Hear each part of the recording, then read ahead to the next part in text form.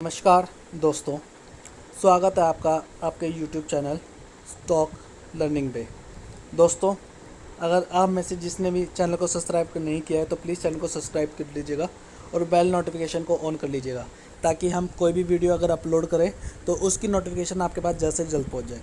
तो दोस्तों, आज इस वीडियो में हम बात करने वाले हैं एक ऐसे फॉरेन इंस्टीट्यूशन इन्वेस्टमेंट के बारे में जिन्होंने इंडिया में निवेश किया हुआ है। दोस्तों, अगर हम ये जानें कि जो फॉरेन इंस्टीट्यूशन इन्वेस्टमेंट है ये किस कंट्री को बिलोंग करता है, तो मैं आपको बता दूं कि ये जिस कंट्री को बिलोंग करता है उसे विश्व में सबसे ज़्यादा शक्तिशाली और विकसित माना गया है। तो अब लोग आप समझ ही गए होंगे, बाकी फिर भी मैं आपको बता देता हूँ। ये फॉरेन इंस्टीट्यूशन इन्वेस्टमेंट फंड जिस कंट्री से बिलोंग करता है उसका नाम है USA। जी हाँ दोस्तों, ये एक यूएसए की इन्वेस्टमेंट फ़ंड है जिन्होंने भारत में निवेश किया हुआ है। तो आज हम ये जानेंगे कि उन्होंने किस किस स्टॉक में निवेश किया हुआ है और उन्होंने कितनी नेटवर्थ क्रिएट की है। ठीक है दोस्तों, तो चलिए स्टार्ट करते हैं बिना टाइम वेस्ट किए हुए। तो दोस्तों, आप देख सकते हैं हम स्क्रीन पे आ चुके हैं। देखिए दोस्तों, उस फंड का नाम है यूरो पैसिफिक ग्रोथ फंड।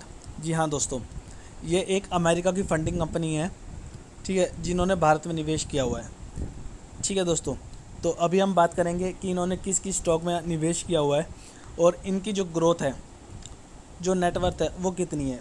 ठीक है दोस्तों, तो वीडियो स्टार्ट करने से पहले दोस्तों मैं आपको एक चीज़ बताना चाहूँगा। दोस्तों, मेरा एक और यूट्यूब चैनल है कस्टम शॉप, जिसके अंदर हम कस्टम से रिलेटेड डिस्काउंट आइटम्स की वीडियो बनाते हैं और उसे अपलोड करते हैं।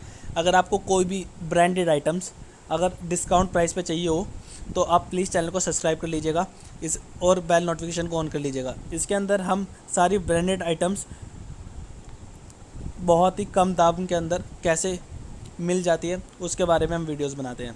तो प्लीज़ दोस्तों, चैनल को सब्सक्राइब कर लीजिएगा और बेल नोटिफिकेशन को ऑन कर लीजिएगा। तो चलिए बिना टाइम वेस्ट करते वीडियो को स्टार्ट करते हैं। तो दोस्तों, बात करते हैं 2021 की। ठीक है, अगर हम बात करें कि इस फॉरेन इंस्टीट्यूशन इन्वेस्टमेंट ने किस किस के अंदर अपनी अगर होल्डिंग इंक्रीज़ करी है, तो बात करते हैं पहले बजाज फाइनेंस लिमिटेड की, जिसके अंदर इन्होंने 1.1% की होल्डिंग को इंक्रीज़ किया है। दूसरा जो स्टॉक है वो मारुति सुजुकी इंडिया लिमिटेड है, जिसके अंदर इन्होंने 0.1% की जो होल्डिंग है उसको इंक्रीज़ किया है। तीसरा स्टॉक है HDFC बैंक, जिसके अंदर इन्होंने 0.1% की जो होल्डिंग है उसे इंक्रीज़ किया है। चौथे स्टॉक की अगर हम बात करें तो HDFC लाइफ इंश्योरेंस है, जिसके अंदर इन्होंने अगर हम बात करें तो 0.03% की होल्डिंग को इंक्रीज़ किया है। ठीक है, और अगर पाँचवें स्टॉक की अगर हम बात करें तो पाँचवा स्टॉक है ICICI बैंक, जिसके अंदर इन्होंने आप देख सकते हैं 0.02% की होल्डिंग में इंक्रीज़ किया है। ठीक है दोस्तों, और अगर हम डिक्रीज़ की बात करें तो इन्होंने कौन सी जो कंपनियां उसके अंदर अपनी जो होल्डिंग है उसको डिक्रीज़ किया है।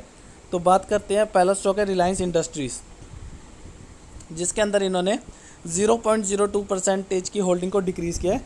और दूसरा स्टॉक है भारतीय एयरटेल लिमिटेड, जिसके अंदर इन्होंने 0.01% की होल्डिंग को डिक्रीज़ किया है। तो अगर अब बात कर लेते हैं आगे कि इनके पास कौन कौन से स्टॉक्स की जो होल्डिंग है और उससे इन्होंने कितनी नेटवर्थ क्रिएट की है। ठीक है दोस्तों, तो चलिए चलते हैं। देखिए, पहला स्टॉक जो है वो है रिलायंस इंडस्ट्रीज़, जिसकी अगर हम बात करें तो रिलायंस इंडस्ट्रीज़ की इनके पास 2.7% की होल्डिंग है करंट में। और अगर उस होल्डिंग का अगर अमाउंट देखें हम तो 34,761 करोड़ रुपए की ये होल्डिंग है। रिलायंस इंडस्ट्रीज़ का अगर करंट प्राइस हम देखें तो 1934 रुपये है। ठीक है दोस्तों, दूसरे स्टॉक की अगर हम बात करें तो दूसरी स्टॉक का जो है वो है इनका HDFC बैंक, जिसकी 3.6% की हिस्सेदारी है इन लोगों के पास। और अगर अमाउंट की बात करें हम तो अमाउंट है इनका 22,866 करोड़। और अगर करंट प्राइस की अगर हम बात करें तो जो स्टॉक का करंट प्राइस है वो 1404 रुपये है दोस्तों। ठीक है, तीसरे अगर स्टॉक की बात करें हम तो तीसरा स्टॉक आप देख सकते हो कोटक महिंद्रा बैंक है। ठीक है, जिसकी 5% की होल्डिंग इनके पास है। और अगर होल्डिंग का अमाउंट अगर हम बताएं तो 17,329 करोड़ रुपए की होल्डिंग है इनके पास। और अगर स्टॉक का करंट प्राइस की अगर हम बात करें तो 1751 रुपये स्टॉक का करंट प्राइस है। चौथे अगर स्टॉक की बात करें हम तो चौथा स्टॉक है ICICI बैंक, जिसकी 1.5% की हिस्सेदारी है इनके पास। और अगर अमाउंट की बात कर हम करें तो 4,685 करोड़ रुपए इन्वेस्ट किया हुआ है इन्होंने ICICI बैंक के अंदर। और अगर हम स्टॉक के करंट प्राइस की बात करें तो 594 रुपये स्टॉक का करंट प्राइस है। ठीक है दोस्तों, अगर आगे हम बात करें तो एक्सिस बैंक है इनके पास, जिसकी 1.9% की हिस्सेदारी है इनके पास। और अगर अमाउंट की बात करें हम तो 4,041 करोड़ रुपए इन्होंने निवेश किया हुआ है। करंट प्राइस की अगर हम बात करें तो 710 रुपये करंट प्राइस है एक्सिस बैंक का। उसके बाद अगर बात करें हम तो भारतीय एयरटेल है, जिसकी 1% की हिस्सेदारी है इनके पास। और अगर अमाउंट की बात करें हम तो 3,086 करोड़ रुपए इन्होंने निवेश किया हुआ है। और स्टॉक के प्राइस की अगर हम बात करें तो 560 रुपये स्टॉक का करंट प्राइस है। उसके बाद अगर हम बात करें तो इनके पास HDFC लाइफ इंश्योरेंस है, जिसकी 2.2% की हिस्सेदारी है इन लोगों के पास। और अगर अमाउंट की बात करें हम तो 3,004 करोड़ का इन्होंने निवेश किया हुआ है HDFC लाइफ इंश्योरेंस के अंदर। और अगर स्टॉक के करंट प्राइस की अगर हम बात करें तो 670 रुपये HDFC लाइफ का करंट मार्केट प्राइस है। उसके बाद अगर हम बात करें तो इन्होंने जो निवेश किया हुआ है मारुति सुजुकी इंडिया लिमिटेड के अंदर किया हुआ है, जिसकी 1.1% की हिस्सेदारी है। और अगर हम होल्डिंग के अमाउंट की बात करें तो 2,170 करोड़ रुपए इन्होंने निवेश किया हुआ है। ठीक है दोस्तों, और अगर करंट प्राइस की अगर हम बात करें तो करंट प्राइस आप देख सकते हो 6,514 रुपये मारुति सुजुकी का करंट प्राइस है स्टॉक का। उसके बाद अगर हम बात करें तो बजाज फिनसर्व के अंदर इन्होंने निवेश किया हुआ है, जिसकी 1.1% की हिस्सेदारी है इन लोगों के पास। और अगर हम अमाउंट की बात करें तो 1,928 करोड़ रुपए इन्होंने निवेश किया हुआ है बजाज फिनसर्व के अंदर। और अगर करंट प्राइस की अगर हम बात करें तो 11,020 रुपये इसका करंट मार्केट प्राइस है। उसके बाद गोदरेज कंज्यूमर प्रोडक्ट्स के अंदर इन्होंने निवेश किया हुआ है, जिसकी 1% की हिस्सेदारी है इन लोगों के पास। और अगर अमाउंट की अगर हम बात करें तो 727 करोड़ रुपए इन्होंने निवेश कर रखे हैं। और अगर स्टॉक के करंट प्राइस की अगर हम बात करें तो स्टॉक का करंट प्राइस है 704 रुपये। ठीक है दोस्तों, तो आप देख सकते हो ये इन 10 स्टॉक के अंदर इन्होंने निवेश किया हुआ है। ठीक है, और अब बात कर लेते हैं इनकी करंट नेटवर्थ के बारे में। जून के अंदर जो इनकी करंट नेटवर्थ थी दोस्तों, वो थी आप देख सकते हो 81,431 करोड़ रुपए जून के अंदर। ठीक है दोस्तों, सितंबर की अगर हम बात करें तो सितंबर में इनकी जो करंट नेटवर्थ थी वो 85,981 करोड़ रुपए थी इनकी।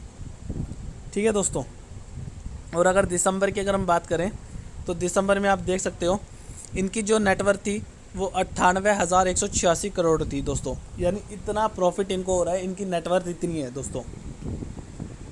और अगर बात करें हम मार्च की तो मार्च में आप देख सकते हो मार्च में इन्होंने 96,790 करोड़ रुपए प्रॉफिट कमाया है।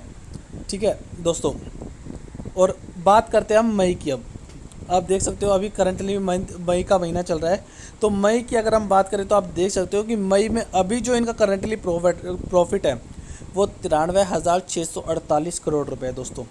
और अगर आप देखें तो मई की जो आज डेट है वो 5 मई है। 5 मई की डेट है, आप लोगों को दिखा सकता हूँ मैं। और 5 मई के अंदर अभी इनकी जो नेटवर्थ है 93,648 करोड़ है दोस्तों। तो आप देख सकते हो कि इन्होंने जिस भी टोटल 10 शेयर्स के अंदर जो भी इन्वेस्टमेंट की हुई है आप उनके रिटर्न देख सकते हो दोस्तों। इन्होंने टोटल 10 स्टॉक्स के अंदर इन्वेस्ट किया हुआ है और उसके बिहाफ पे उनकी जो नेटवर्थ है वो आपके सामने है। तो मैं आपको यही कहूँगा कि जब भी कोई FII फॉरेन इंस्टीट्यूशन इन्वेस्टमेंट या कोई भी म्यूचुअल फंड्स किसी भी स्टॉक के अंदर अपनी होल्डिंग को इंक्रीज़ करता है तो आपको भी एक बार उस स्टॉक के बारे में रिसर्च करनी चाहिए और उस पर ध्यान देना चाहिए। ठीक है दोस्तों, तो आज की वीडियो में बस इतना ही। बाकी अगली वीडियो में हम बात करेंगे किसी और फॉरेन इंस्टीट्यूशन इन्वेस्टमेंट फ़ंड के बारे में जिन्होंने स्टॉक मार्केट में निवेश किया हुआ है और उनकी नेटवर्थ के बारे में। ठीक है दोस्तों, और प्लीज़ चैनल को सब्सक्राइब कीजिएगा और बेल नोटिफिकेशन को ऑन कर लीजिएगा ताकि हम कोई भी वीडियो अपलोड करें तो उसकी जानकारी आपको सबसे पहले पहुंच जाए। ठीक है दोस्तों, आज की वीडियो को यहीं ख़त्म करते हैं। Bye bye.